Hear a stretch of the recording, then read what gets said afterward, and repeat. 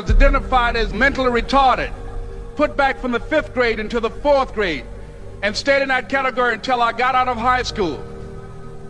I don't have any college training, but I met a high school teacher who one day changed my life. I was waiting on another student, and when he came in, he said to me, "Young man, go to the board and write what I'm about to tell you." And I said, I can't do that, sir. He said, "Why not?" I said, "I'm not one of your students." He said, "It doesn't matter. Follow my directions now." I said, "I can't do that, sir." He said, "Why not?" I said, "Because I'm educable mentally retarded." And he came from behind his desk and he looked at me. He said, "Don't ever say that again. Someone's opinion of you does not have to become your reality." And as he talked, my heart began to beat fast. Tears began to run down my eyes, and I was in the back just listening to him, because the speech he was giving, that speech was for me. And he said, "Les Brown," he said, "if you want to do anything worthwhile in life, you've got to be hungry." I told Mr. Washington I wanted to become a disc jockey. And so I started working to develop myself. He said, "I want you to practice every day being a disc jockey." I said, "But I don't have any job now." He said, "It doesn't matter." He said that it's better to be prepared for an opportunity and not have one than to have an opportunity and not be prepared. And as I was working to develop myself, I applied for a job as a disc jockey, WMBM on Miami Beach. I went to a guy named Milton Butterball. I said, "How you doing, Mr. Butterball? I'd like to get a job as a disc jockey." He looked at me, he said, "You have any broadcast background?" I said, "No, sir, I don't." "You have any journalism background?" I said, "No, sir, I don't." He said, "We don't have any jobs available." I said, "Yes, sir." I went back to Mr. Washington and I told him. He said, "Don't take it personally." He said, "Most people are so negative, they will have to say no 7 times before they say yes." He said, "Go back again." So I went back again. I said, "How you doing, Mr. Butterball? My name is Les Brown." He said, "I know what your name is. What do you want?" I said, "I'd like to know whether or not you have any jobs at disc jockey, sir." He said, "Didn't I just tell you yesterday we didn't have any jobs?" I said, "Yes, sir, but I know whether or not somebody got laid off or somebody was fired, sir." He said, "No one was laid off or fired. Now get on out of here." I came back the next day like I was seeing you for the first time. I said, "Hello, Mr. Butterball, how are you?" He looked at me with rage. He said, "Go get me some coffee." I said, "Yes, sir." And I went to get him some coffee. After a while, I would get their lunch and dinner, and I would go in the control rooms and take the disc jockeys their food, and I would not leave until they would ask me to leave.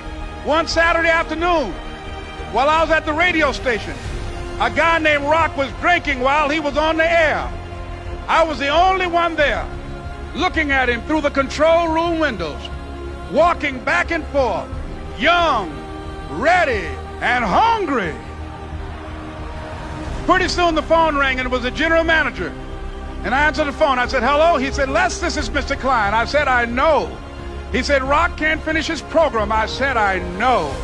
He said, "Would you call one of the other DJs in?" I said, "Yes, sir." I hung the phone up. I said, "Now he must think I'm crazy."